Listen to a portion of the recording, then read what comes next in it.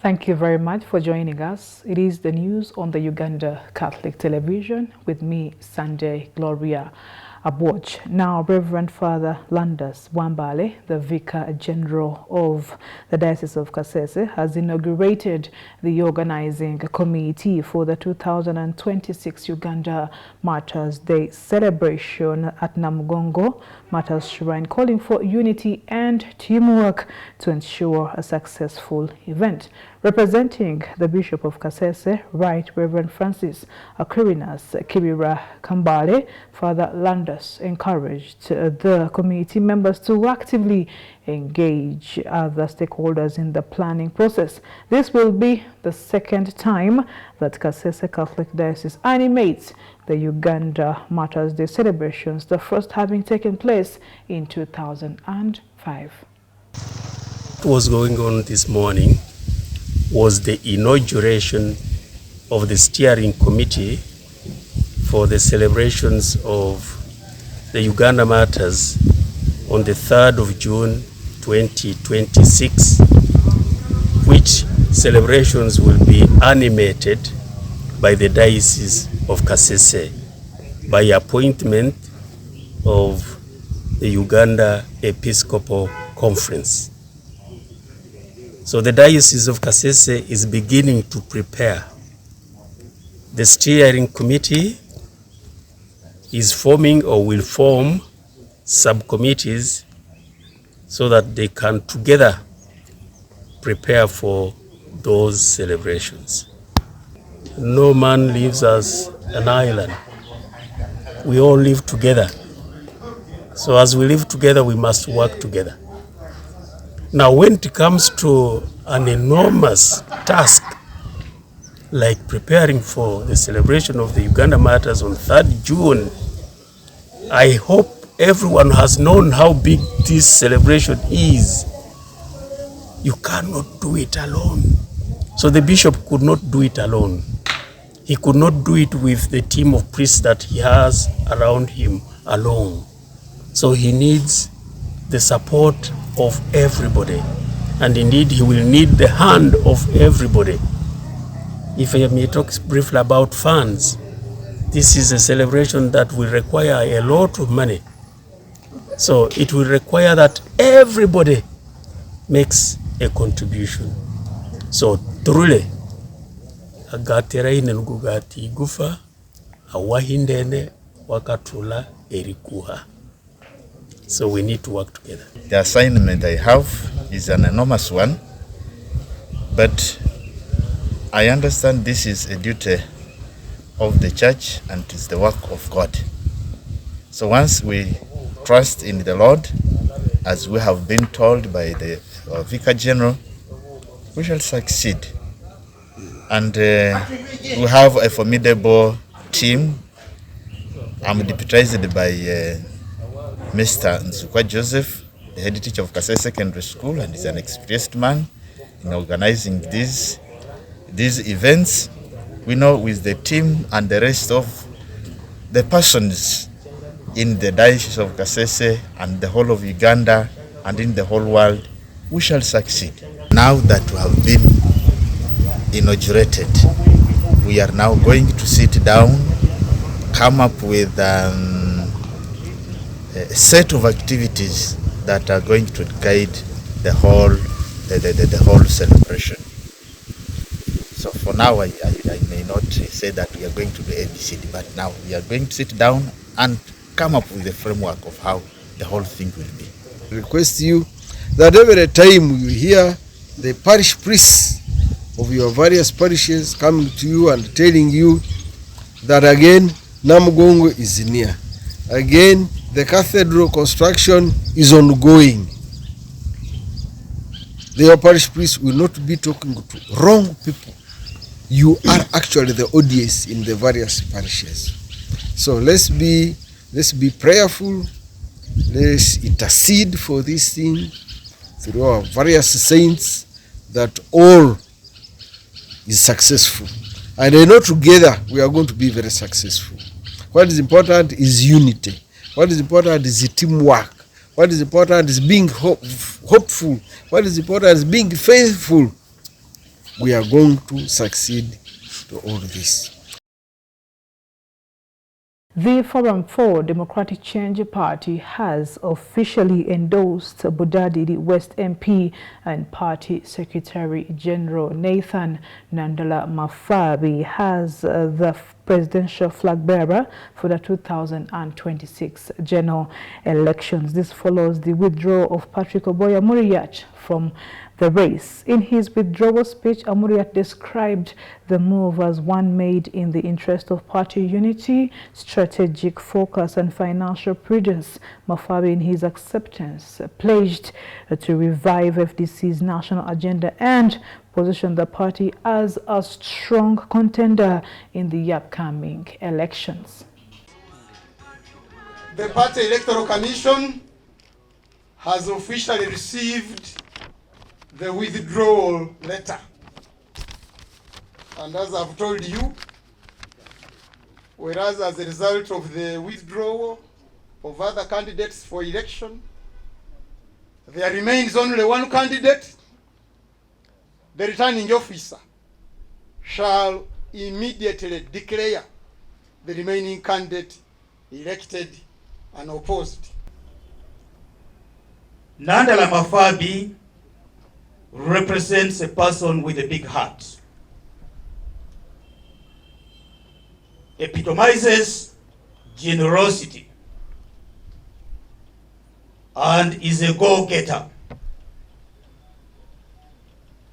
I have taken a decision to step down in favor of Nandala Mafabi James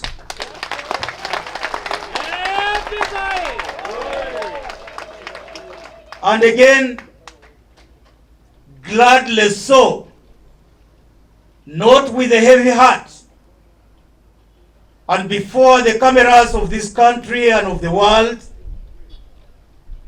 to say that and give assurance to Nathan that if there is just one person who will walk with you in this election, it is going to be me. That the same way you have never abandoned power is the same way that I will never abandon him. This decision is not taken out of cowardice. This decision is not taken out of fear for competition. This decision is taken in order for us to keep our party together, so that we may stay united and move as one into the election of 2026. This decision is about saving the FDC the much needed finances that would have gone in organizing and carrying out a delegates conference to elect one leader. I would prefer, and I'm speaking to the Treasurer General, and he's here, even if the Honorable Kanya has left his deputy, the Honorable Chambade is around, that there would be money that would be used in the delegates conference tomorrow should be taken to support our candidates in the election of 2026 all over the country. We have no hatred for anybody in this country. Our party is our party of members with respect. We preach unity in Uganda, and as I stated, none of us has ever applied to God to be born in Uganda. We all found ourselves in Uganda, and we must enjoy it. In the mountains where I come from, we grow coffee. If this coffee was not there, I'm sure many of us wouldn't be here standing to talk to you. It helped us to go to schools while we were under cooperatives. And that's why when I was given an opportunity to become a chairman of a cooperative, I knew the purpose why cooperatives are important.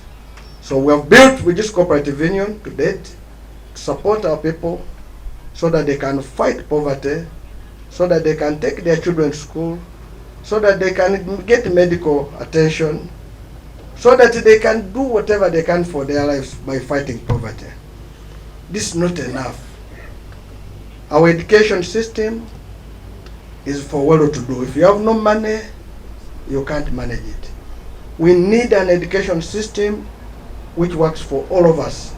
Whether you're in Koboko, or Kasese, or Kisoro, you must attain the best education, and after attaining it, get a job. Without selling land, without selling your children, to educate a few. Our health sector is broken. I am worried for my colleagues, the politicians, especially MPs. Every now and then they're getting phone calls of medical bills in the Mulago Hospital, in other hospitals, for people where their supporters demanding. This should not be the case. It should be the state to provide medical health for everybody. Overall, poverty is killing us. That's why our motto for this election, our driver, is fixing the economy of this country and having money in our pockets. If you have money, you have medical. If you have money, you have education. If you have money, you have food. I request you to thank for these two young men for making it easy for us. Having generated a consensus with our aspiring candidates, I hereby call off the delegates conference. I call it off. The delegates conference, which had earlier been scheduled for 31st July 2025, to elect the presidential candidate. This is in conformity. This was intended as a result of adhering to the constitution of our party. Stakeholders in the West Nile region are calling on the government to urgently address the issue of porous border points, warning that they pose a serious threat to national security and undermine efforts to curb illegal entry and revenue loss. The call was made by Fred Lamatia, a customs officer at Vura border point, while presenting a report on crime positivity rates to General Taban Amin, the Deputy Director General of the Internal Security Organization in charge of the West Nile region. Stakeholders in the West Nile region want the government to address the issues of porous border points as an emergency because it undermines the fight against illegal entry and revenue collection. The call was made today by Fred Lematia, a custom officer at Vura border point, while presenting a report on positivity rates of crimes to General Taban Amin, the Deputy Director General Internal Security Organization in charge of West Nile, Congo and South Sudan, who is on his tour in West Nile, DR Congo and South Sudan. According to Lematia, the government should fasten the process of gazetting some of the points of entry shared by Uganda and Democratic Republic of Congo so as to condone the rate of illegal entry into Uganda. But of course, like another border, there are some challenges that we have been facing, and we still continue to face them during the due course of our work. Aware that, sir, the porosity of the borderline between Vura to Lie has about 168 porous routes, of which 16 are motorable. So, sir, in an event where there are numerous porous routes along the borderline, we expect a lot of illegalities in terms of activities, and the leading one, sir, is the issue of smuggling.